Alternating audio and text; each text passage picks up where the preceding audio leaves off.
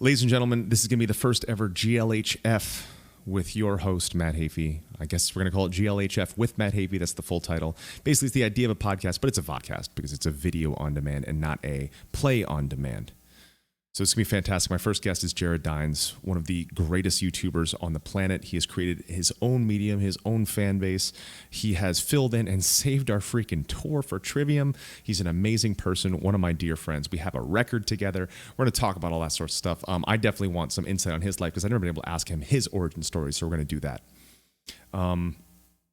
Today's GLHF and this month's GLHFs are brought to you by John W. Dill, trial lawyer. John W. Dill is one of my training partners at Gracie Baja, North Orlando. He's a fellow leg locker. He likes the leg lock game. He bought me the John Danaher leg lock series months back that I've been studying from, that I've gotten really good at leg attacks from.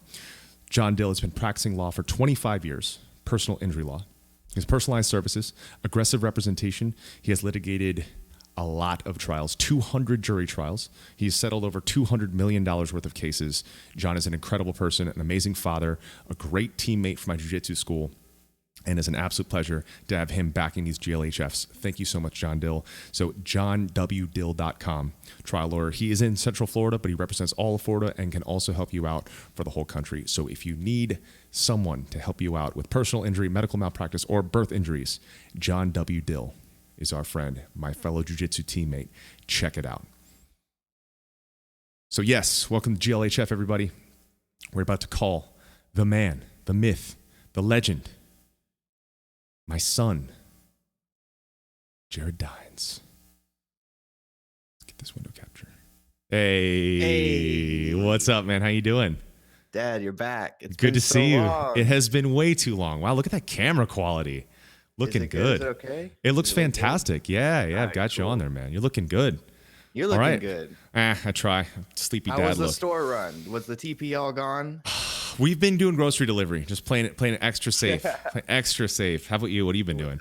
Oh, yes. That's the way to go. I did go today, but I was like all sanitized and there wasn't anyone at the store. Seattle is mad on lockdown now. That's good. I think that's good. It is. Yeah. It's definitely sucks, but it's such a good thing because you've seen the memes and the pictures of people just like, especially Florida, people at the freaking beaches, like partying right now, butt chugging Congo line style human centipede. It's terrible, man. I saw that video, dude. I was like, no way. I really feel for people who are affected. Their jobs are affected by it, but honestly, like I couldn't be in a better situation right now with not having to go out and just staying, I'm okay. And make sure people around me are okay. That's the first thing I thought too, was like my parents. I was like, crap, they go out all the time. Like, but yeah. And then my mom was like, yo, I have a cold. And that was like last week. And I was like, you got to watch that. Mm-hmm. And I was like texting her like every day. I was like, are you okay? Are you okay? And she was like, yeah, it's gone now. And she's good. Fine. But I was just like, oh my God. Yeah, man. No. Yeah. Because I've had a lot of people asking me, they're like, well, what are you going to do with this going on for musicians? And I was thinking in my head, like, I was already set up for this. I already do this. Exactly. I don't leave my house. I know you don't leave your house either. So I've been a hermit for the last 25 years. Yeah, man. So I'm chilling. Yeah, man. But yeah, so what else you been doing during this time? You've been streaming, you've been making videos still. So much, man. It's so much. I've been doing the streaming. I haven't done it much in the past week, but I've been working on a lot more YouTube videos. I've been feeling kind of that motivation to start doing that again. So we just did one where we sent a Gibson off to a Marine vet awesome. Who had he had left his a guitar he had for his entire life. He had left it in a storage shelter. Another man who was mentally ill came in and like destroyed it. So I got this email, and eventually one thing led to another, and I sent in this Gibson. So I just put out that video. That was like, it took like a month to get that all figured out. And then I'm working on an album, a full length album that I'm going to be doing vocals on, and then I'm working on an instrumental EP that I'm doing all the instruments on. Oh, that's amazing, man. It's going to be nuts, dude. That's awesome. You're going to be on the album too, Mr. I'm in. Yeah, sign me up. If sure. I wasn't, I would have been sad. Yeah, it was a reason I was asking you about Howard was because I had talked to him about wanting to be on the album too, and he said yes. But then I was like, I couldn't get a hold of him. So I was like, oh no, like Did that number work that I gave you? I haven't tried it yet, but Okay. I think it's the same number I had. So Mm. I don't know, but I was like, man, he lives in the mountains. He like goes high. Dude, Like he that dude just is lives ultimate hermit, literally in the man. mountains. Dude, he in a is tent ultimate hermit. somewhere. Yeah. I Oh just yeah. hit him up, man. Hit him up. That was, you guys got some good bonding time on that one. I Yeah, was that having was so cool too. I was Just nuts. Yeah. to be able to meet him and oh my What a good God. dude. But that's Oh amazing yeah. that guitar Amazing. thing you did. I also loved the thing you did for the musical instruments for kids, the charity thing you were Oh, running. That was incredible. I loved that that. was so cool. It was weird because initially it had such a rough start with like I put it on the 18 string guitar on eBay to try to sell it to raise the money. And then people drunkenly bid and wouldn't pay for it. It Yep. happened I saw twice. that. I saw that. And so I was like, this isn't going anywhere. Ugh. But because of that, more people stepped up, more legitimate people, and were like, yo, let's help. And so they did, which turned into this just way bigger thing than I thought it was going to be. It was really cool. It was like really cool to see and to be able to go to the store and actually experience the kids picking out the guitars, and you could just see the excitement as we're like laying the ground rules. They're all like running to get there's a spot where this one kid just walks in front of me as I'm like talking. It was really cool to see. But it was That's cool to so see the awesome, man. community come together and do something I don't know, just something bigger than just the standard day-to-day stuff that That's we so kind of great. always do. But And I it was love I cool. love that you do that, man. 'Cause that's so important. Like people in your position and my position, we need to be doing stuff like that. Like not like anytime we can, and also providing like what you do, what I do is so important right now is providing content entertainment during this Sure. weird time. And I'm glad that Sure. you and I are both like also promoting, like being proactive with it. Like we're staying It's such a in. weird time. Yeah, it's It's very such a bizarre. weird time. I It is literally very bizarre. tweeted, I was like, life got weird really Yes. fast. Yes, it really Like did. really fast. It really Everything was did. finally starting to feel kind of normal and be like, okay, we're going towards summer. We're getting back into the swing of things. Like we're settling down from all the chaos of everything else happening in like World War III, and then suddenly just bam. Yeah, man. I saw this meme that was like, what's April gonna look like? And it was just these like harvester machines, like giant in the sky, just reaping people, Yep. like taking them up and stuff. It definitely keeps getting more and more intense. It Yeah, definitely. it's so weird, man. But that's the It's best so time, weird. and I'd argue to like correct me if I'm wrong, but I feel like with this stuff, that's why you've even been so proactive with making music. Like when there's stuff like Oh this, yeah, people like us for just have to sure. do it. It's how we For cope. sure. There's no excuse. Yeah, Exactly. There's no excuse. It's like, well, okay. yeah. I mean Time that to do record, some stuff. the record that you and I did that we've been sitting Oh on for man. what 2+ years. It'll be out soon. I know, Soon. right? Sometime Soon, but- next year it'll be but out. that- By then we'll have written 3 more records. Yeah, let's guys. do it. Like- Let's do it. But with that one was like really interesting for me because like that was actually one of the most dark and intense times I've been in my life ever. So to Sure, be able to write sure. lyrics in that moment was a lifesaver. Like I had to do that, but that was Yeah, it's an outlet for people like us. yes, absolutely, for absolutely sure. is. All right, And so millions of let's others. so let's get with I've always wanted to ask because I don't know the story. Okay. Explain to me the origin story of you. When did you pick up guitar? Why did you pick up guitar? And why did you Okay. start doing what you do? Because I love what you do, and I've always wondered why you started. Okay, so how? okay. So when I was younger, my dad was very into classic rock bands like AC/DC, Boston, Rush, all that kind of stuff. And so was my mom. So they had a bunch of records and they would always play the music. So I would hear it, and grow up with it. And it was just always constantly being played in the house. So that was like my first introduction to music. And then when I was probably 12-ish, I started getting into more type of guitar related music like Van Halen. My dad had a coworker who had burnt me, I think it was probably 15 CDs.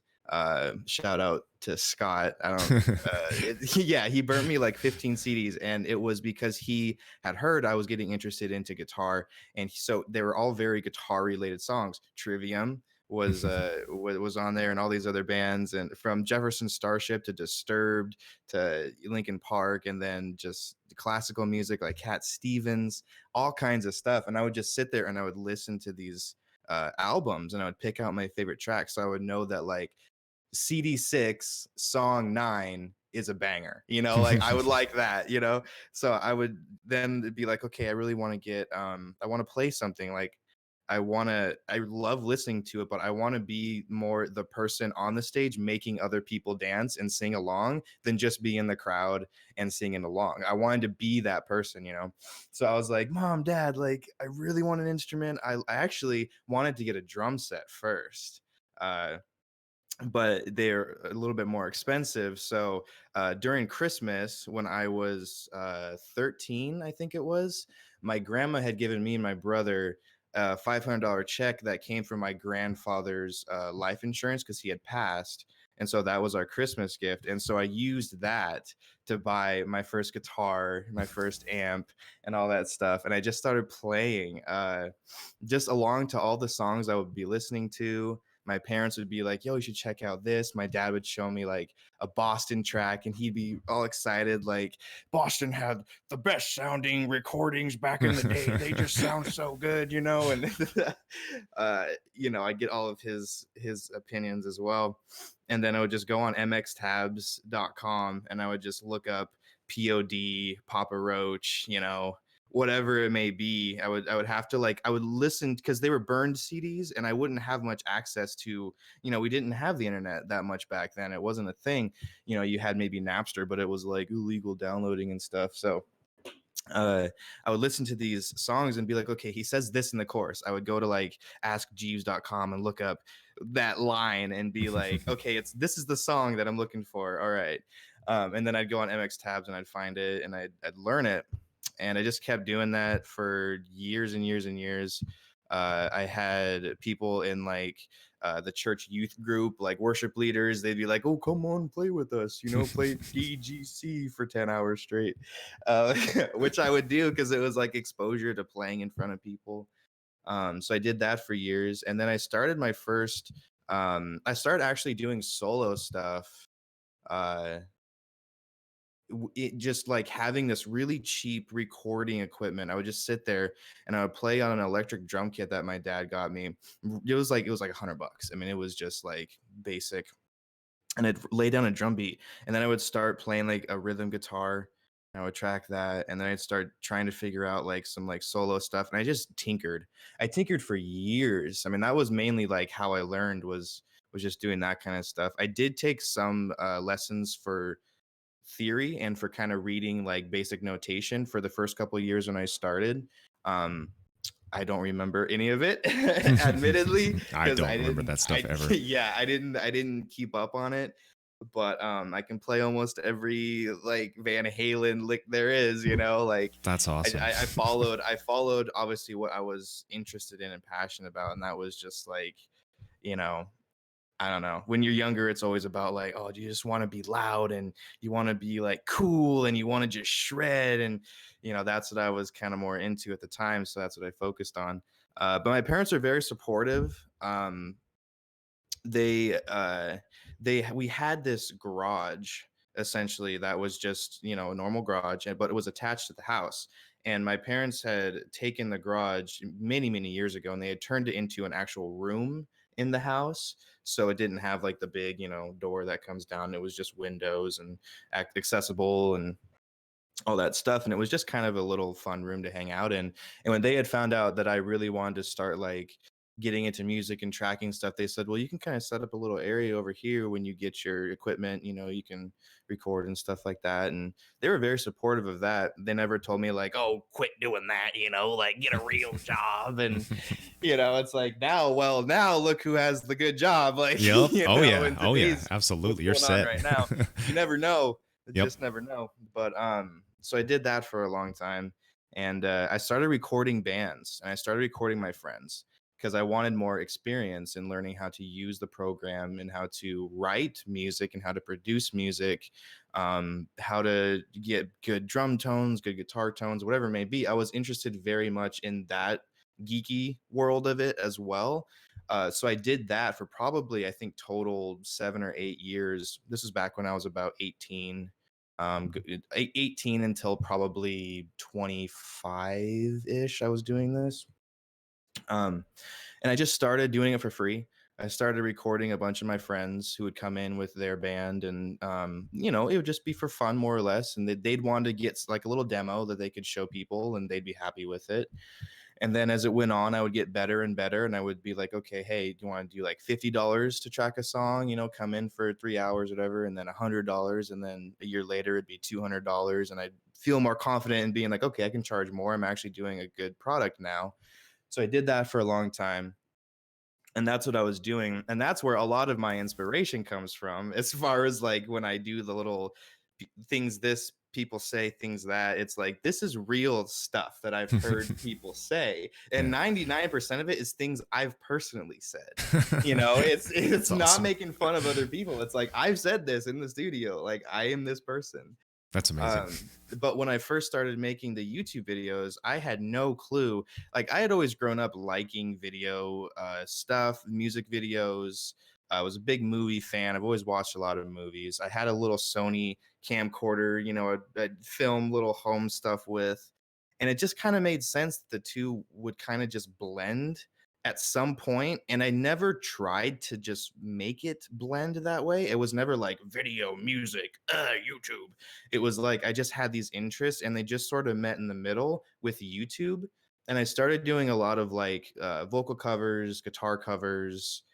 I had this series called Underground Music Monday with my buddy Austin, where we would review underground bands, and we would showcase their songs and be like, check them out, these guys are really good. So that's how it started. And then I was just randomly bored at home one day. This was back in October of 2014, and I was just like, let's just make a funny silly video. And I did the 10 styles of metal video, where, you know, I just, you know, made some so silly, good. The video's so some good. silly stereotypes. And I thought nothing of it. I thought this might get 1,000 views, whatever, you know, people might be like, oh, haha, you know. But it went crazy. Was Like it 13 plus now? 13 million now? Something like that? Yeah, it's been my number one video. It up until this day. I think probably within a month or two, that second the every guitarist video is gonna beat it finally. I love that one. I love But that. it's The been display my pedal number is one. in the wrong section. Yeah, exactly. It's been there for 6 years, and I was like, I'm always just gonna be this 10 styles guy. But it was the weirdest thing, because I never anticipated it. I never had any kind of plan of like writing a script. I never wrote a script for it. I literally would sit there and I'd be like, Southern metal, okay. Burn, okay, something like that. So what's Southern metal? Yeah, America, country. Yeah, okay. Like it was just, I just rolled with it. Nobody was watching me at the time. No one knew who I was. And then after like a week or two, it had maybe like 10,000, 15,000 on YouTube. And I was like, wow, that's a lot. But then I remember waking up one day, and I got a shout out to my buddy Ryan Bruce. He has a channel called Riffs, Beers, and Gear. I love He his sent me channel. a text message.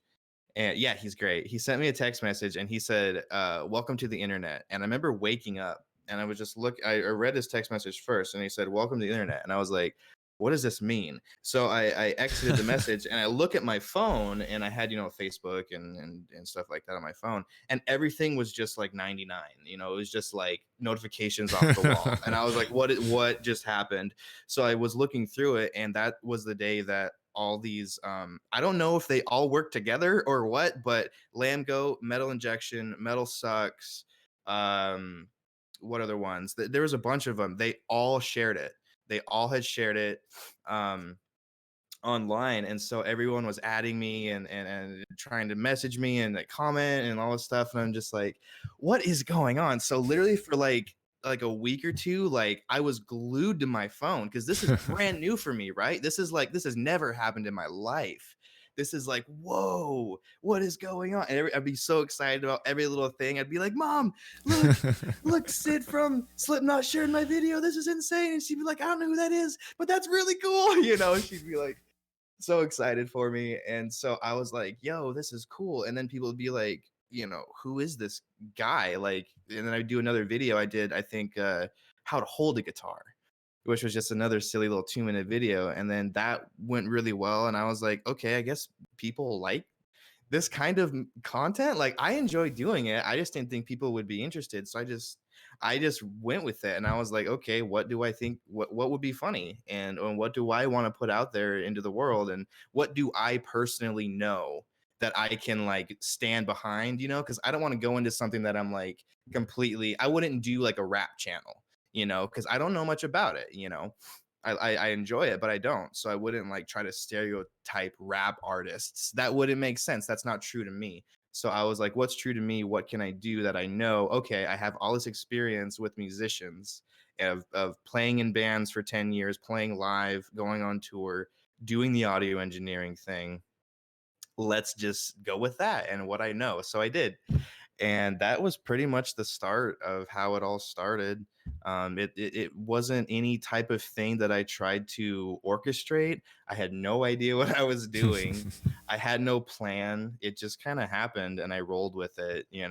That's so amazing. So yeah, I mean that's really it. Like That's how awesome. it went down. I love that because like listen to the process because I've always been curious why and how, but listen to your process. It makes sense of it's like how band guys do it, but it's also how because I've watched a lot of like comedian documentaries. Like I'm a huge fan of Jerry Seinfeld and Dave Chappelle, and Sure. the way you create that stuff is almost like the way a comic would create stuff because those guys always make their jokes based off real life experiences, and they're just like playing up those exact things that they've Sure. done or they've seen, and that's what that reminded me of like your creative process. So a lot of your stuff, it's like the way a musician would do it, but it's also the way a comedian would do it, which makes it so interesting. Yeah, that's fair. I would definitely say though that I am not a what I would consider to be funny person. Like I know funny people, like my friend Austin Dickey, he's hilarious, right? I have friends who doesn't matter what you say or the situation, they have a comeback, they have something that's hilarious, they can get. I'm not that guy. I'm more of the situational. I have to kind of think about it Mm-hmm. and kind of create like a scenario in my head, but I'm very visual. I'm not very like comedic when it comes to, I'm more like, I grew up watching Abbott and Costello. I grew up watching like the slapstick more kind of humor, so I can envision like a look on my face that needs to be a certain way, but I'm not very good at thinking of like, okay, what should I say then? It's more like Yeah. implying the joke Yep. is what I like doing instead of like making a joke, I guess. And it puts it more in the viewer's eyes of how they want to interpret it. So in a way, it's like I don't really have to be funny. I'm just kind of like forcing the viewer to relate to something funny. If that Yeah, makes no, any it's awesome. sense No, at that's a all. great You style. I know? mean, that's why like the first time I was ever introduced to you was from simultaneously He and the Styles video. Oh And yeah. both of those things I loved so much. Oh Like I was yes. like this is incredible. This is so cool. Like You and know I know what's that became such a like that was like a wildfire with that video. Oh yeah. What's the funniest thing about the Teehee Suicide Silence video is that I was talking to my buddy Brian Storm who runs Rock Feed, and he was like, "Yo, you see this new video?" And I was like, "What's up?" And he said, "You have to like do a piece on this video. I mean, people are flipping out about it. It's crazy, it's a brand new thing. It's not good or whatever he said. I don't remember exactly. I don't want to quote him, but it was something like that. So I was like, okay. And so I'm like, I've never this was before I've ever done this was before I ever did any reaction video and Mhm. never have before. So I was not that channel. So I was like, okay, I'll film it. I'll come up with something and then I'll react to it. We'll see what happens. And if it's decent, it's decent. So I did, and I edited it, and I remember watching it back and I was like, it's kind of funny, but like I feel bad. And then I've never done a reaction video. And I remember messaging Brian and I was like, dude, I don't know. Like, I feel really nervous about this. I feel like I'm going to put this out. People are going to hate it. They're going to like go crazy and like dog on me for dissing Suicide Silence. And he was like, dude, just do it, man. I was like, okay, but I'm not going to look at it for the first like 8 hours. I literally am just, I don't want to look at the dislike ratio. I don't want to look at any of it. I'm just going to let it go into the ether. And then if it turns out to be really bad, I'll delete it. And if not, whatever. So I did, but I was so nervous and I posted it. And then like I went to bed, and the next day it was like it had kind of gone viral. And I was like, I did not expect that whatsoever. Like I did not expect that at all. But that's usually how it seems to be, is the stuff that I'm nervous to put out and the stuff that's like, it's either the stuff I'm nervous to put out or the stuff I put no effort into whatsoever is the stuff that people latch on to and goes viral, which is so strange to me. I think I that means don't that know that how it works, that but your most natural gut instinct for the latter is totally right. Like your style of humor, it's exactly what people feel like find comfort in, and they find super entertaining. Because those are the things that both of those videos made me like gravitate towards. Just like, wow, this guy's really awesome. I started following you, watching all of your videos. Then I started seeing the Shred War stuff, and I really loved that. I think it's because the way I can relate it is, all right. So with our new record that's coming out, we didn't have to think which I about it just at all. heard that new song, by the way. That's so Thank you, sick. thank you Dude, so much. Corey is insane. Like, I don't think the dude plays the same progression any song ever. No, Like, no. other than a chorus. He is constantly noodling. It's crazy. That song is Yes. sick though, by the way. Thank you, Just sorry, thank you. sorry to cut you Oh, off. no worries, no worries. But I think the like harmonic minor stuff you're doing in there, the classical you. sounding. That's all that black metal and classical music. I love mixing those So things. good, dude. It's so good. But I feel like you do things the same way. Like I've been super objective over our records lately. Like I've been talking very critically of Vengeance Falls, Silence of Snow, and Crusade, because those are records where we thought, let's stay in this lane. Let's stay right here. Let's not do this, this, or this, and let's allow like it was very, very thought out, very planned, organized. Exactly. And then with Dead Men, we didn't think anything. Let's just make it. Let's make what we feel like is good.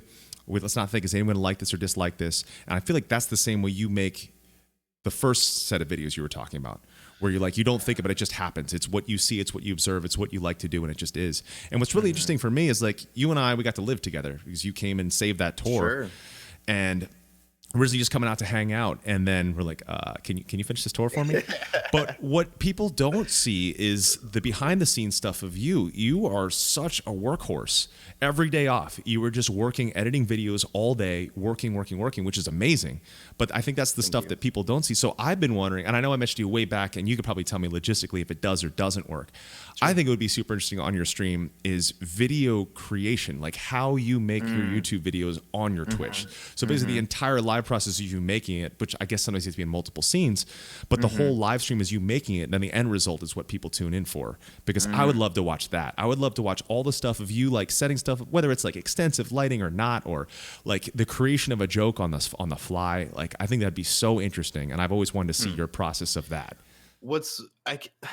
I would love to do that. I can give you kind of like a brief audio way I do it. Essentially, it naturally is how the way I like to do it is that I'll just be hanging out with buddies or having an organic moment, and something funny happens, and then I'll be like, that'd be a funny video. And then I won't make a deal out of it. I won't stop the moment and be like, we got to do a video. You know, I'll put it in my phone. I'll be like, this joke or like this punchline. And then maybe a week later or a couple days later, I'll be like, okay, today I'm going to wake up and make a video. I'll go to my phone. I'll look at what I have written down. I'll be like, oh yeah, that one moment, that'd be really funny. So then I'll sit there and kind of write out a script. And the most important thing for me before I can even start a script, I will say this, I need a title. If I don't have a title, there's really like nothing there. Cause I mean, sometimes it's been weird in a way that like I've done videos where I didn't have a title and I didn't really know what the whole vibe, what it was going for necessarily in the video. I was just trying to do something silly. Like uh a direct example would be 10. I did a video called 10 classic riffs. Or 10 types of drummers play 10 classic riffs or something like that. And I had no idea what I was doing throughout the video. I just filmed the video. And then after I edited it, I watched it and I was like, what would I call this? And then I came up with the title, and that one kind of worked out. But if I don't have a title, it's pointless because I don't know what I'm going for. I don't know what the end game is. Because when people click on it, it's like, oh, the best metal guitar riffs ever, right? So they could be like, well, is this the best metal guitar riffs of like Slayer and Pantera all in a compilation? Is this the, you know, a in-depth look at every guitar riff, you know, kind of thing?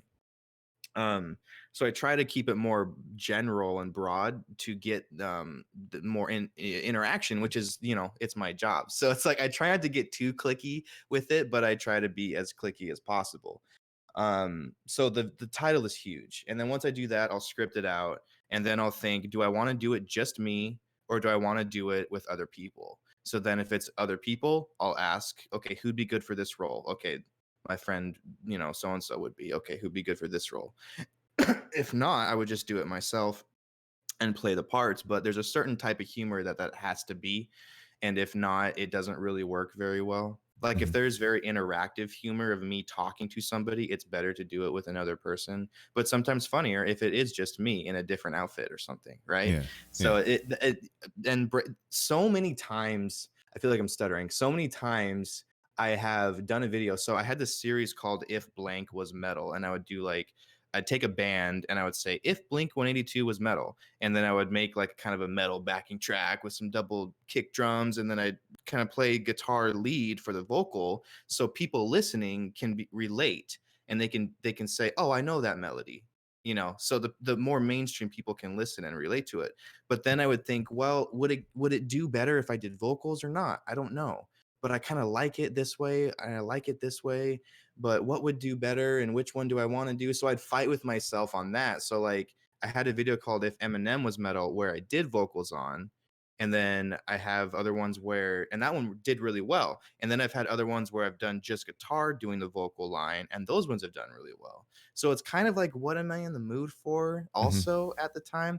It's really just, there's no schedule. There's no real like rules to it. It's literally just how my brain flows from beginning to end. And sometimes it doesn't work out. Sometimes like my vision doesn't happen, whether it's because of editing or scripting, or it's just a bad idea, or it's not that interesting to people. But it's very difficult for me to unbiasedly tell what is interesting to people. I have no Hmm. idea, Yeah. because to me, I might do something that's really funny, and I might watch it and be like, okay, that was actually a good moment that I had. To other people, they might be like, that's the dumbest thing I've ever seen. So it's all about really just being like, I want to do what I'm in the mood to do at the time that I do it. And Yeah. what I think is interesting, entertaining, positive, funny, whatever it may be, whatever my goal is at the time. As long as I'm not being negative and putting hate out there, like I'm just going to do what I want to do. And it gets tough the higher up you go. Because when I had 10,000 subscribers, I didn't care what jokes I made. They were silly. They were Hmm. stupid. But when you get, almost to 3 million, it's like, if I make this joke, are people going to understand that? Am I going to lose, 3,000 subscribers that don't get it? It becomes this very psychological fight within myself, more so that it becomes such a distraction to where I can almost not really like see the point of doing the video in Hmm. general when Hmm. all that noise is in my head. So I have to kind of step back sometimes, Yep. you know. That But makes a lot of sense. Yeah, because I'm if I going down think I'm going down a tangent. no, So no, I like, think that's a really important thing. Because like I feel like things like Twitch streaming and YouTube, like YouTube content creation, it gets really hard because when you start thinking about numbers, even me, like my channel here, I started it 3 years ago, 2.5 years ago when I mhm, did the music thing. It kind of like right, went like this, and it started sharply dropping, and I was like, oh man, this thing's already over. Like maybe even 6 to 9 months ago, I was like, I think this sure. thing is over. Like, no one really wants to watch me do this anymore. But then when you get wrapped up in that, then it's always kind of back there, which is really Oh tough. yeah, And it's dude, hard to it remind sucks, yourself man. of, yeah, it's hard It to remind yourself of sucks. why you do it. Like I'm sure I know you feel this because you are literally like the workhorse fucking dude. Like you're that guy. Like honestly, Both like of us, both of us. well, no, like, well, probably because I've looked up to you and people Thanks, man. like you for many years. But when it comes to that stuff, I mean, as far as how I feel about it, it's like as an artist and a musician, unless you're just like the most confident dude ever, you're like, in my eyes, I am only as good as my latest song. I am only as good as my latest video. So if those aren't good, me as an artist, I feel worthless. It doesn't matter what I've done. It doesn't matter that I have, whatever I have. it doesn't. The only thing that matters in my eyes is, am I still worth something currently? Mm-hmm. So then it becomes this, I think that's where that workhorse mentality comes in, to where it's like, I'm not giving up on this. And I know you feel that too. Like how you said, other people I'm sure would have seen that type of drop, and they probably would have been like, screw it. This is, I've been putting in too much time. But that's the next step, is to have that type of ethic and motivation to be like, nah, like I'm going to continue to try to be the best artist, musician, creator, whoever it is, whatever you do, painter, welder, architect, as I can be today, and when you give that up, I think is when you lose a lot of what people say, like, oh, they were so good back then, now they're not. It's because they've lost that Mm-hmm. feeling. Mm-hmm. If they just kept that feeling, like everyone always says, how do you get successful? How do you get famous? How do I get more views on YouTube? How do I get more of this? It's like, dude, none of that is anything. All it has to come down to is that specific thing of having that factor, having that motivation, that drive, that ethic, and that stance to be like, nah, man, like I am going to be the best I can be every single day. That's Until awesome. you get to a point where you can't physically do it or mentally do it anymore, which Mm-hmm. happens. You always hear about, like, oh, what happened to this actor? He did all these cool things and disappeared. Well, maybe he hit his point. Mm-hmm. Maybe he reached his limit, where like he knew that he didn't have any more to give, so he wanted to leave the name as it was, right? Mm-hmm. Possible outcome, who knows? But I don't know. I think that's a big factor to it, is feeling confident in your work, feeling like you mean something, feeling like you're making a difference. And it's there's so many creators out there who struggle every day, and with it as much as we do. Like, and I think Mm-hmm. that's the thing, is that a lot of people don't realize we're just the same as everybody else, except for the fact that, like, we're just in a different physical place in our life, Mm-hmm. 9 times out of 10, right? Mm-hmm. And that's not something a lot of us can have any type of say over, at least growing up. But yeah, I don't know, No, tangents. no, that's great. I love that you had that same. You said the same way. Like, so one of the ways I like to live is a couple principles. I haven't thought of more eloquent ways to put them, but Yeah, I practice for perfection, knowing perfection is impossible. And I right, work to be the best in the world at something, knowing that I will never be the best in the world at something. Like when I practice of vocals, course. it's to be as good as Freddie Mercury, but I know I'll never be as good as Freddie Mercury. Right. Those kinds of things. And I feel like you've got that same thing. It's like the best of yourself, which is something I need to remind myself of.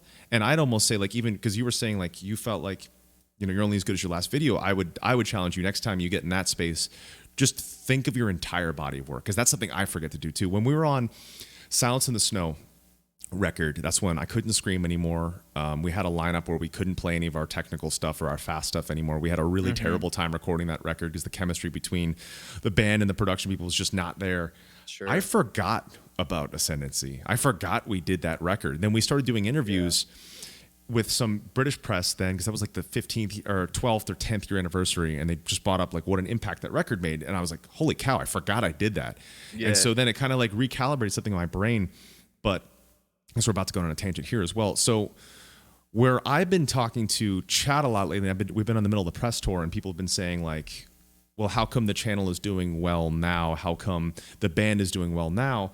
Yeah. In 2005, 2006, that was the only time in the UK on Ascendance. It was the only time ever we were a press band. It was the only time ever where we were on magazine covers. We get every award, every like perfect score for a live show. Everyone said we'd be the next biggest band. I mean, when I was 18, 19, I was like, we're going to be the biggest band in the world. When that happened, every band started hating us, and we'd actually go on tours with our favorite bands. I remember being on tour with one of I'll never say the band. Live, at least I'll tell you in person. I remember being on tour with one of our favorite bands. I'm too headstrong for that, man. I could take on anyone. We were on tour with one of my favorite bands, and it was echo anyways. it was the Crusade time, and I had to quit screaming. So my voice was going through all these problems. I was squeaking hoarse. I remember I squeaked a lot that night. I forgot what city it was. I think it was. I can't remember, but I came up backstage, had to go like past the headlining band's dressing room. They all were doing that sound at me, laughing at me, pointing at me. And there's nothing I can do about it. If I tell him to fuck off, I'm off the tour. So I just had to smile, nod, and just walk to my dressing room in shame. Yeah. I've been doing interviews. I remember we did an interview with the band. We were direct support to them. During the interview, the guy looks at me and says, "We took a lot of flack bringing you on this tour." And I'm just like, okay. And this is like one of my childhood heroes. Wow. So because of all the Ascendancy stuff, we lost all the bands. Like all these bands, like these guys are pricks. Who the hell do these 18-year-olds think they are? And they look stupid with their. Sorry if I become the interviewer here real quick, but why was it just literally because you had a great album? People just didn't. They were just like upset. Like if I think really hard about it, I think it's because we came out of nowhere for them, guys that have been maybe around a little bit longer than us, saying we're going to be the next Metallica, and then these magazines were resounding that. You're now, confident. Yeah, and Sure. It's what they don't recognize is that was a goal I had when I was 12 years old. When I was 12, I pointed at the TV and said, "I'm going to do that when I grow up." I was watching Binge and Purge. I said, "I'm going to do that." So that was the goal that was instilled in my brain. So at that point, we lost bands. Like we were never a bands band from that point forward. Still not now. Gotcha. We get along with bands, but basically at a festival show, we're always the band without the people on the sides. And when the Crusade was over, those same magazines that said we're going to be the best band in the world, when the Crusade came out, those same magazines said we're going to be the worst band in the world, and they did everything they could to bury us. Still, up until Sin, the UK press basically tried to snuff us out, would never mention us, give us terrible reviews for every record, terrible reviews for live shows. So we've always just had to stick it, just like the four of us, and that's what was so great when we had you on tour. You get to see like the bond that the four of us have, and you fit in perfectly. So like the five of us, it's just that same. We just want to do well in life and just not have crazy giant personalities. It's a machine. It really is. Yes, I don't know how we went on that tangent, but it was like. Well, I was going to actually ask you. So when you came up as Trivium before the Ascendancy, did you have like sister bands that you were really close with, that you played with a lot, toured with, etc., that were kind of had your back in the scene, or were you guys like on your own? On our own. Yeah, because like we came out right after like the new wave of American heavy metal. And like I was into metal first, then got into melodic death metal, then metalcore, and mixed all those things and became Trivium. Right. Even as a local band, we always had problems because we were the only metal band. And that's when people were either doing like kind of like screamy punk hardcore, which I was into metalcore, but that stuff wasn't really there, or everyone was kind of getting into like indie rock, like really early indie rock. When we'd go on tours, I remember the first tour we ever did, we supported Iced Earth. So it was like a legendary band in us, and it didn't really like we got along with them fine.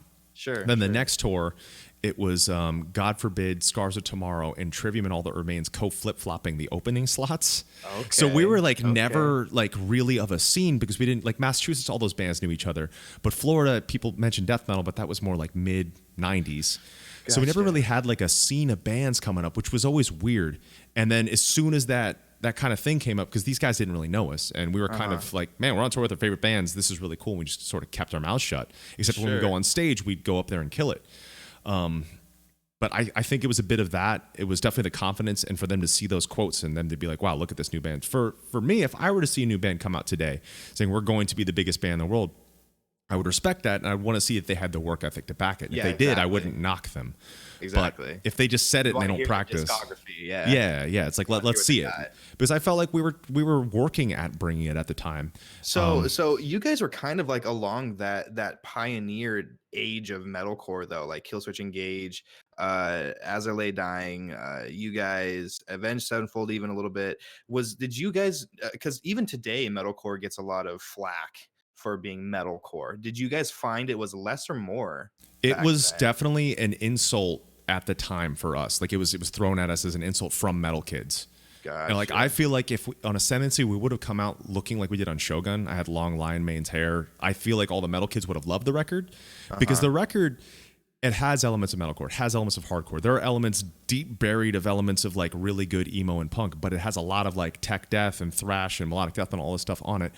But I feel like we looked like that, metal kids would have gotten it right away. However, I feel like all the people that didn't know heavy music and didn't get into heavy music wouldn't have listened to it because they looked at us and like, oh, these guys look different and they're playing heavy music, so I want to see what this is all about. Interesting. Oh, sorry, go ahead. Go ahead. Sorry. No, go ahead. I was gonna say what's really weird is metalcore, when we were doing it on Ascendancy, there weren't really other bands doing it over there. And now Europe, the metalcore scene has exploded. It's gigantic. It's like 3 to 5 to 10,000 people a night for some of these bands. Architects for that too. They're smashing it, man. They're smashing it. Yeah, they're smashing it. What was my question going to be? I forgot. It's all good. I was going to say, okay, yeah, that's what it was. I'm very surprised that hardcore and metal don't like each other more. And I don't know why that is, but I would think that because like metal and punk, they're essentially kind of the same. They're not musically the same, right? But they stand for kind of like anarchy a little bit, like kind of rebellious, that edginess or whatever, kind of expression. So it's always been such a weird thing in my head that punk, hardcore, and metal, there's always been, I mean, there's a lot of people who do like it, but there's always been this stigma of don't cross it. Like, why? I just don't understand. It's more why that's that is. I found, like, having traveled everywhere in the world, it's definitely more of a US UK attitude of that, like, segregation of metal and extreme metal and hardcore and punk, and then metalcore, like I said, was kind of an insult to metal bands, which is really weird because because it was less technical, like actually efficient? Maybe like That's it was the kind only of like thing I can think of. Honestly, I feel like it's gotten much better now. I feel like it's gotten much better, especially places like in Germany where you look at, like, you're mentioning Architects. One night Architects headlining, the next night Amon Amarth's headlining, and that's really awesome. I love that people can go back and forth. And I remember one of the first metalcore, hardcore bands I ever got into, like back when I was just into the thrash, got into the melodic death metal scene. Actually, the first couple metalcore bands I got into were Heaven Shall Burn and Caliban. So I got into metalcore through the German metalcore scene at first. Dude, Heaven Shall Burn. Yeah, when I listen to Heaven Shall Burn, I'm like, man, these guys are like hardcore dudes that are playing riffs that sound like Amon Amarth. And that's even how the guy from Life Force described them to me.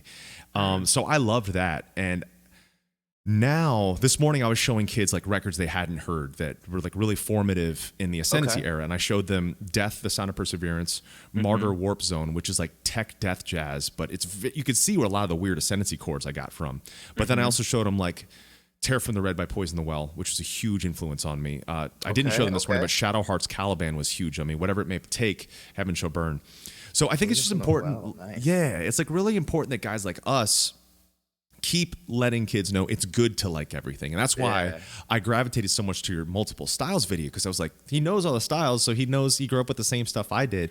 I think that's so important. Yeah, and that's why I feel like that's why the music that I make and the content that you make is so interesting, because it mixes everything versus being like, this has to be this way. Yeah, which is also like one of the newer way of thinking for sure. Yeah, a lot of people kind of try to combat it, but it's like, why are you so upset about this? It's like, I don't know. It's weird elitism. And I was asked an interesting question today.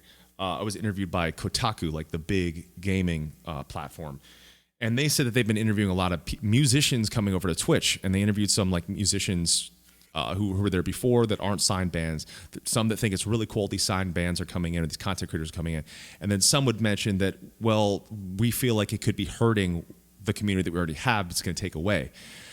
I tried to think of it in both directions, but the way I ended it with the Kotaku guy, I said that, well, no, what it's going to do, because like my channel, everyone that came over here were all Trivium fans that weren't on Twitch first.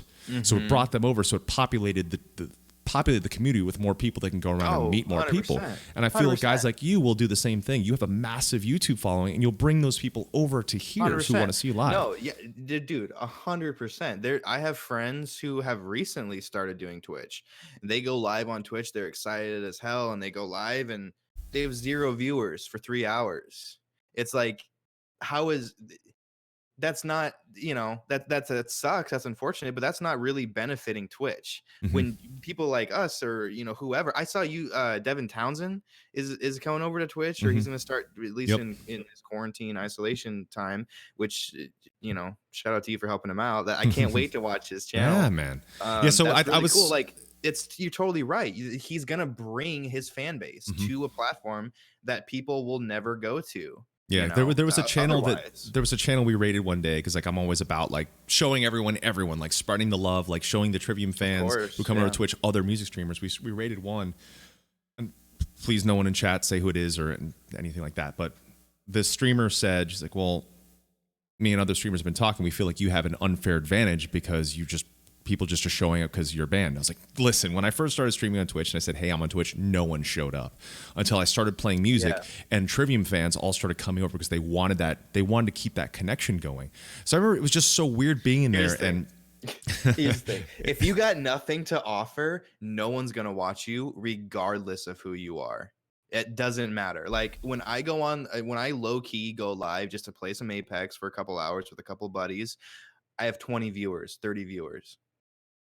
All right. Yeah, when I go to Fortnite, it goes like. That's what I'm saying. Because the reason you have viewers and a following is because you provide entertainment or knowledge that other people legitimately want to watch. That's the only reason they're watching, because people will not sit there and watch you if you're not providing something worth watching.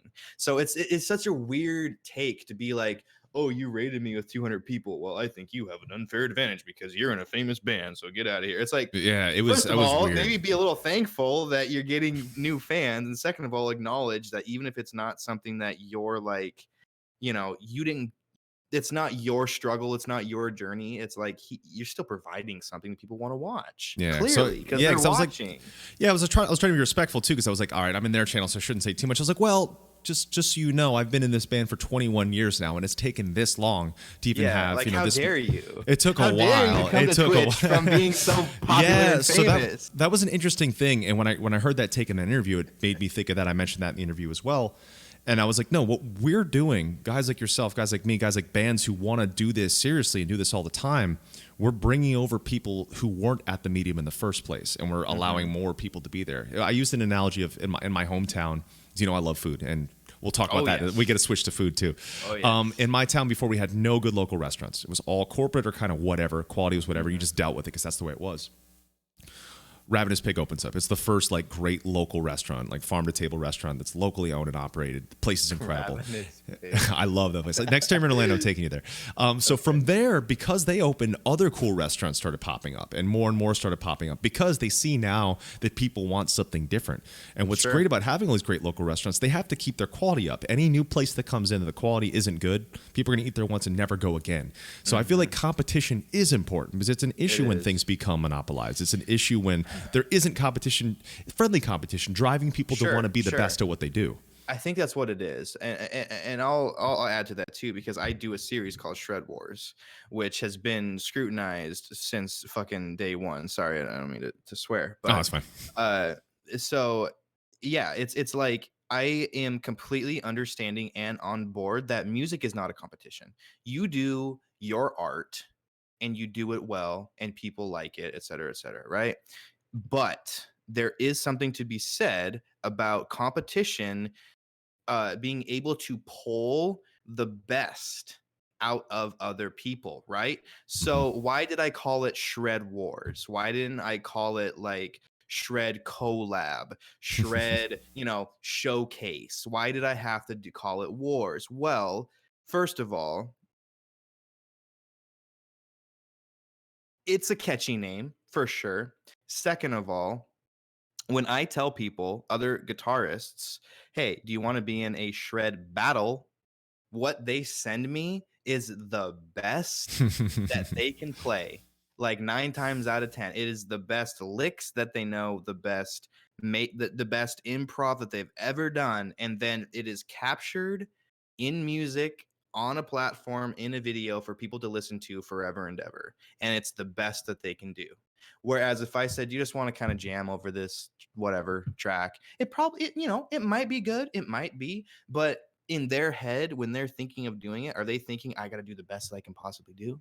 And of course I'm going to do that, because then it shows that they're actually really fucking good. That's like, awesome, I don't think man. I've won. Cool. I don't think I've won like any of my Shred Wars I've ever done. But how would I look as a content creator with almost 3 million subscribers if I brought on these small guitarists that were not good? And you just whooping them. Whoop their ass. People would be like, you're an asshole. What are you doing? Of course I want to get beat. Yeah. Because it showcases these other talents. Hell yes. It showcases these other styles and people who need it more than I do. That is the perfect attitude. And that's the attitude that I'm always like, I love Brazilian Jiu-Jitsu. And that's why I always say, like, anytime I met like cocky musicians or guys that are cocky who don't practice, who aren't very good, you and I have met and seen bands like that, where basically once they get signed, they stop practicing. Like, I'm good now. I've done it. I've accomplished. I'm just going to go out and tour and party and show up for the show and do whatever. Yeah. I feel like Brazilian Jiu-Jitsu would fix that. It would show them that you have to get your ass kicked a lot to become good at something, to be worth a damn in something. And it's good when I mean, for jujitsu, for guitar playing, streaming, video game, anything, if you take time off, you take away that mat time or that playing time, Oh yeah, people get better and you get worse. dude, And that's good. To just showcase how extreme what you just said is, I've talked to, and hopefully he doesn't get upset at me for saying this.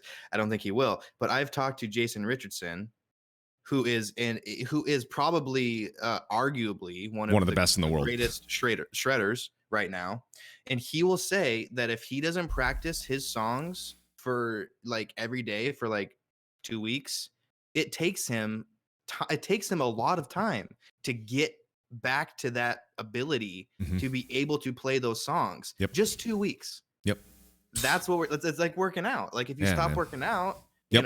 your deltoids are gonna shrink, Yep. like yeah. He was actually messaging me about Twitch and he was asking about partner stuff. I was like, dude, I'm telling you, stream you shredding. I want to see that. I want to see your chop building. Like that's the stuff he needs to be doing. Absolutely. And his Just channel honestly, will explode. I have seen so many pictures over the years and so many videos that he sent me for collabs over the years of his studio setup, and he has probably like it's beautiful. It's just beautiful. Insane equipment. Dude, that dude needs to be.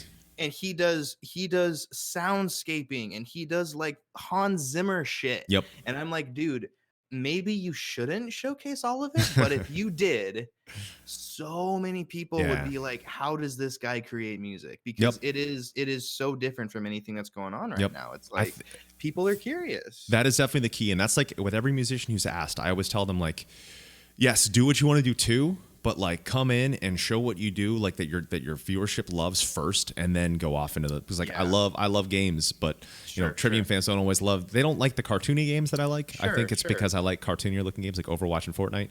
Right. Well, metalheads, they're not really gonna like, I've always said if you can put a PUBG skin on Fortnite, no one have a problem with it. Oh yeah, just play the COD, play new COD, you'll be good. Yeah, I do like the new one. I'm just not good at it yet. But yes, so that's that's like the thing that's why I've mentioned that thing with you. It's like, I would love to watch a live stream of you making your videos, because that would be so interesting for people to see.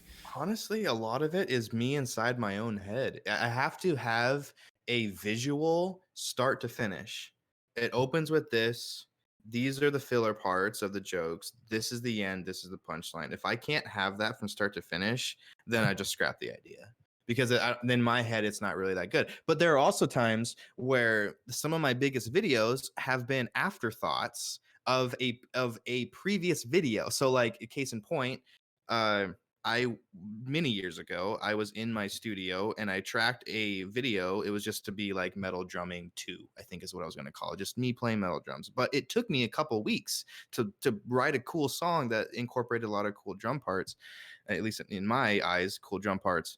But then the photographer, the videographer that I had with me filming me, after that shoot was done, it took like 3 hours, and I was doing like, oh, I tried again, get it perfect, And I was like, hey, I have this other idea. It will take 5 minutes. I promise. Just put the camera on a tripod. Let me do my thing. And then I essentially filmed my video called Drummers on Drugs. Now, if you go back and you look at my channel, Metal Drumming 2 has like 200,000, 300,000 views. It's great views. Drummers on Drugs has like 9 million. Explain that to me. It doesn't make sense. So like half the time I don't know what I'm doing. Yeah. I really don't. That's awesome. I'm just like, I have this idea that's just like funny. I don't know. But yeah. I remember hearing it was that process with Black Sabbath when they were asked to do one more song. So they had the record done and they're like, all right, let's just go write. I think they went in the studios a couple of hours and they wrote and recorded Paranoid. Yeah. And it was like one of the greatest songs they've ever done that does have that thing you were saying, like mixing of punk and like pre-metal. So it's like punk, pre-punk and pre-metal mixed together in that song. There's something I've noticed, sorry to cut you off. There's something I've noticed that when I've done previous projects in bands, I've been in a few bands in the past, local bands, that whenever I start a project, the first song that I write for that project is usually like the one that everyone's like, that's the song. That's my favorite. I'll always like that song.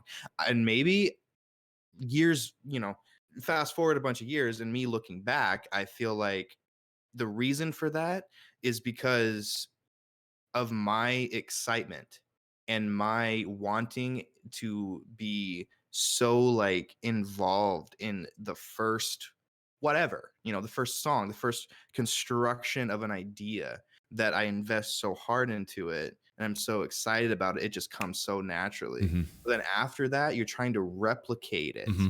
So when you try to replicate something, it's never as good. How Yep. many movies are the second and third ones the best?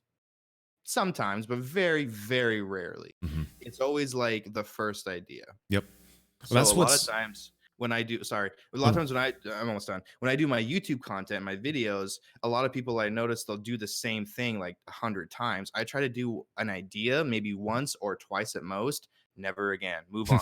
New That's awesome. ideas. Yeah. Time to move on. Because That's it's like awesome. you've exhausted the idea. People would know what it is. They've seen it. Move on. Do something else. Like That's awesome. keep growing, keep expanding. That's awesome. Yeah, that's like the same thing. I mean, when I write something for something that's not Trivium, it's instantaneous. With our project, when you sent me those 5 songs, I wrote words and hooks so quickly, and there were some of the deepest things I've written in a long time. When it comes to Trivium or Mrityu, I've been writing lyrics for Mrityu for 10 years, and I still don't have the lyrics done for this freaking thing yet. Because it's something that is like my thing. But when it's something like that, or Mixer almost went to sleep. Wretchedness Inside. Originally, I'm not gonna say what band it was, but I was asked to ghostwrite a song for a band. I wrote it very quickly. The song was sick. Sent it to the band. And then they didn't mention anything to me. They never. They just totally ghosted me. I was like, okay, I wrote this song. You asked me. Let's get this going. They just didn't use it. They released the record. Didn't contact me again. I was like, all right, fine. Screw these guys. I put it on YouTube. Had like 3,000 views. Nice. And then Paulo said, Matt, let's use that song. We used it, and that song's freaking sick now. What Wretchedness Inside. Dude, a great case in point to echo what you just said. I'm not going to say any names, but one of my buddies was in a band they're no longer a band, but the guitarist of this band was the main songwriter. He wrote all the music, and he was really good. Like he, not necessarily like a shredder, but he could write really good songs. That he was very like metalcore, deathcore style. It sounded like Thy Art Is Murder. It sounded like a legit Thy Art Is Murder track. Like really good stuff. And he wrote an entire album of this type of stuff. But every time it would come to like actually putting it out, he would be like, no, it's not good enough. I got to go back and redo it. It's not good enough. I got to go back and redo it. And he would redo songs and he would do new songs and he wouldn't be satisfied with what he was doing, to the point that he never released music and the band broke up. Damn. So it's like understanding where to call the line, when where it's to time, limit yourself when it's time is so important. It is so important. That's or else why you'll never get anything done. Especially if you're a perfectionist, you'll never put music out. It will never happen. That's one of the reasons why when it's good. That's one of the reasons why the Crusade is the polar opposite of Ascendancy, because I was like, we nailed this. If I try to make Ascendancy Part 2 right now, it's not like I consider Ascendancy a perfect record. Whether that's confidence or not, I say it's a perfect record. Sure. If I tried to duplicate that exact thing, it would always fall short. So I was like, let's something new. Yep. I was like, Ascendancy new had motivation, breakdown, new inspiration, new place, new starting point. Just erase everything. Exactly. And that goes back to the very beginning thing we were talking about, of always having that need to want to like excel every single day and to be your best every single day. Mm-hmm. If you're focused on the shit that you did that blew up 10 years ago, how are you going to blow up now? Yep. Because that shit ain't going to blow up. Too many steps behind. Yep. Too many steps behind. You got to be thinking future. You got to be thinking new ideas all the time. Yep. All the time. Yep. Amazing. All right. Well, the final question, the one that I wanted to hit. Yes. I guess maybe not of all time, but at least just the first one that comes to your mind. What's your favorite thing you've ever eaten, and where was it? It could be anything. Okay. I got a couple. When we were on tour with my old band Rest Repose, we did a 2-month tour in the summer of 2017. We went to New York City. And in New York City, there is a chef called Brian Tsao, Tsao. Oh, yeah. No, he's awesome. I love that guy. Yes. He had won Iron Chef, the TV show, and he has his restaurant, which I believe now he has another restaurant, his own restaurant. Don't quote me, but I think that's true. He told us to come through and he would feed us, essentially, because he was fans of what we did, and he knew Ryan Bruce very well. And so we went through, and he cooked everything. it was like a 5-course meal. He brought out 6 appetizers. You know, we chose our entrees. He brought it out, and then he brought out a bunch of desserts, and it was probably the best food I've ever tasted in my entire life. That's I mean, awesome.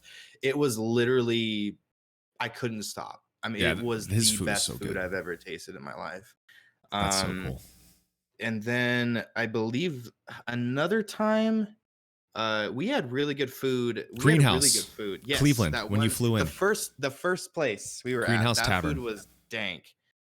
So That good. was really, really good. I'm And then I'm heartbroken. They just had to close their restaurant, not because of Corona, but it was right before that. Oh, okay. Damn. But yeah, that was one of my so favorite good. places in the So country. good. I see you Yeah. posting food all the time on Instagram. man. Like, damn, I want to try that. Yeah, man. I'm Well, what such was a so fun foodie, with dude. us, dude, when we were on tour together, for everybody to know, like, it was so great. We'd wake up every day, find the best breakfast that we could possibly find in whatever town it was. So good. I remember you had some insane French toast in Royal Oak, Michigan. I remember over the train Yes, tracks. Yeah, and I remember, this is a kind of an off stretch of that, but I remember one time we were walking down the road to go to breakfast, and this guy walked up to me and was like, "Can I get a picture of you?" and asked you to take the picture. And I was sitting there like, "Do you know who you just asked to take this picture?" I like when that stuff of happens. me. It's so funny, dude. Dude, it But was yeah, it was so much fun good having you on food. tour. Yeah, like all the breakfasts It was every so day, fun. and then So the fun. dinners on the days off. We'd have to order in on the show days. But Sure. man, that was great too, man. Yeah. It was such a good. It was I such will- a well-oiled machine. It was. I will so never good. forget that solid you did for my band, my family, our fans, Oh, dude. everyone stepping up, Dude, learning it our was- entire set. It was something that was a blessing to me in many ways. In that I never thought I would ever do anything like that. I got to spend time with one of my favorite bands, and become very good friends with you guys. Yeah, And man. not, you know, all you guys, Paulo, Corey, Alex, you guys are so fucking cool. Like, Dude, Yeah. it's Class it dudes. was our Class absolute dudes. pleasure. I'm so happy we got to do that together. I'm so happy we got this music coming out eventually. Label swears as soon as this Trivium record's out, then we can get it out. I know I've been saying that for Yeah. 2 freaking Yeah. years, but then we'll have the you're coming infrastructure. You're coming through, right? Hopefully in July. Yes. Okay. If people properly practice we- social yes. distancing and we stop butt chugging human Yes. centipede style, If then we're we'll be okay by July, Stop I'm being definitely selfish coming and dumb, America. Let's get this done with. And then yes, Yeah. you're out.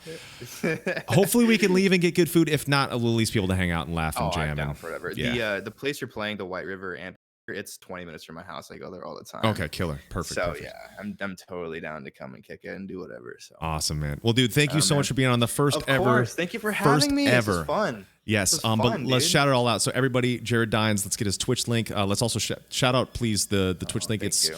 It's just Jared Dines, twitch.tv/Jared Dines. And of course, you all know Jared Dines on YouTube. You're already there. You're already subbed. But everybody, follow him. Are you streaming today? Are you streaming after this by chance? I might. I'll definitely Okay. stream tomorrow. Okay, If not, okay. We're gonna send everyone your way if you're about to turn on. But everybody follow Jared right now. Thank you If you're so watching much. on my tiny YouTube channel, I feel the like I was replay. just catching up with you. I haven't talked. Yeah, to you, man. so I was Yeah, so man. busy, you know, I knew this would be crazy. fun. If Yeah, we said it hell and yeah. made it a thing, we'd be able to catch up. So Absolutely. You're a workhorse. You I'm gotta a workhorse. manifest it. You gotta Yes, just sir. say it's happening, and then it's gonna happen. Yeah, man. Well, Jared, thank you so much All for right, your dude. time today. Everybody shout out Jared. Love you, buddy. I'll talk to you soon, man. Love you too, dude. Later, dude. Peace Take out. care. Thank you. Later. See ya. Everybody, drop that Jared link in the chat. Please make sure I'll follow Mr. Dines, one of my closest pals on the earth.